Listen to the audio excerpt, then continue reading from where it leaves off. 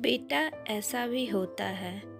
Hello माँ, मैं रवि बोल रहा हूँ। कैसी हो माँ? मैं ठीक हूँ बेटा। यह बताओ, तुम और बहू दोनों कैसे हो?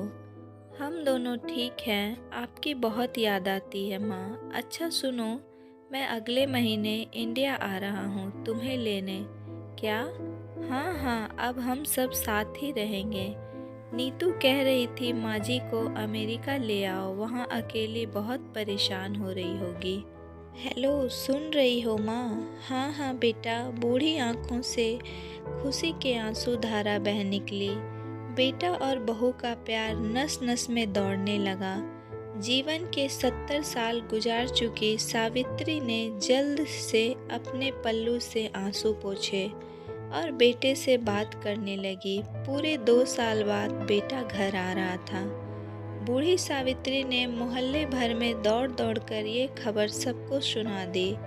सभी खुश थे कि चलो बुढ़ापा चैन से बेटे और बहू के साथ गुजर जाएगा। रवि अकेला आया था। उसने कहा कि माँ, हमें जल्द ही वापस जाना है, इसलिए जो भी रुपया पैसा किसी से लेना है वह लेकर रख लो, और तब मैं किसी प्रॉपर्टी डीलर से मकान की बात करता हूँ। माँ ने पूछा, मकान? हाँ माँ, हमें यह मकान बेचना पड़ेगा, वरना कौन इसकी देखभाल करेगा। हम सब तो अब अमेरिका में ही रहेंगे। बूढ़ी आंखों ने मकान के कोने कोने को ऐसे निहारा जैसे किसी अबोध बच्चे को सुला रही हो। आनन फानन और औने पौने दाम में रवि ने मकान बेच दिया।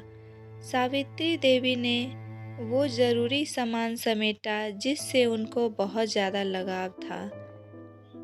रवि टैक्सी मंगवा चुका था। एयरपोर्ट पहुंचकर रवि ने कहा, माँ तुम यहाँ बैठो, मैं अंदर जाकर सामान की जांच और बोर्डिंग और वीज़ा का काम निपटा लेता हूँ। ठीक है बेटे। सावित्री देवी ने वहीं पास की बेंच पर बैठ गई।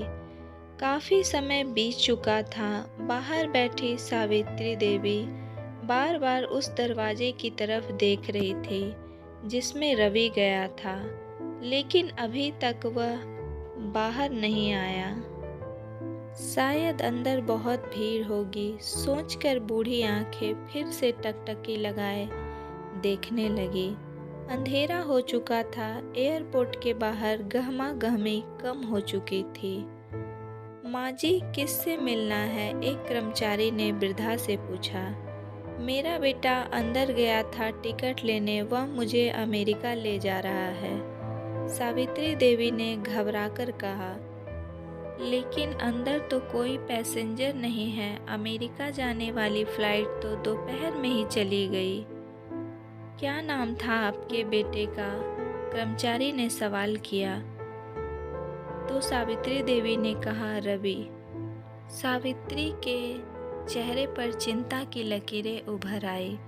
कर्मचारी अंदर गया और कुछ देर बाद बाहर आकर बोला, माँ जी, आपका बेटा रवि तो अमेरिका जाने वाली फ्लाइट से कब का जा चुका है। तो सावित्री देवी ने बोला, क्या? वृद्धा की आंखों से आंसुओं का सैलाब फूट पड़ा। बूढ़ी माँ का रोम रोम कांप उठा। किसी तरह वापस घर पहुंची तो अब सब कुछ बिक चुका था। रात में घर के बाहर चबूतरे पर ही सो गई। सुबह हुई तो दयालु मकान मालिक ने एक कमरा रहने को दे दिया। पति की पेंशन से घर का किराया और खाने का काम चलने लगा। समय गुजरने लगा। एक दिन मकान मालिक ने वृद्धा से पूछा, माँ जी, क्यों नहीं आप अपने किसी रिश्तेदार के यहाँ चली जाएं? अब आपकी उम्र भी बहुत हो गई है, अकेले कब तक रह पाएंगे? हाँ, चली जाऊं, लेकिन कल को मेरा बेटा आया तो यहाँ फिर कौन उसका ख्याल रखेगा? आँख से आंसू आने लगे। तो दोस्तों, माँ बाप का दिल कभी मत दुखाना, माँ तो माँ होती है। आप लोगों ने सुना ही होगा कि पूत कपूत हो सकते हैं, पर माता कभी कुमाता नहीं हो सकती। तो मेरी यह स्टोरी आप लोगों को कैसी लगी? अगर पसंद आई हो तो प्लीज़ लाइक करें और ज़्यादा से ज़्यादा लोगों तक शेयर करें। तो मिलूँगे एक नेक्स्ट स्टोरी के साथ।